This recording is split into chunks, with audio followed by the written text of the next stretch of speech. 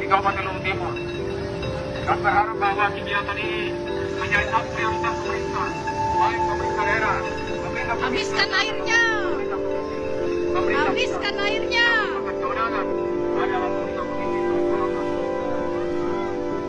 Silakan teman-teman di lain cara mengatur laporan secara bahwa air sedikit pun jangan dikendalikan ke seluruh area yang akan diairi.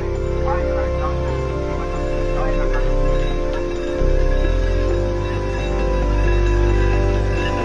silakan teman-teman cara mengatur.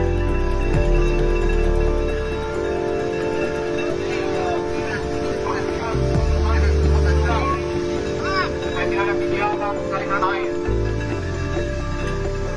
di Kabupaten Luwu Timur.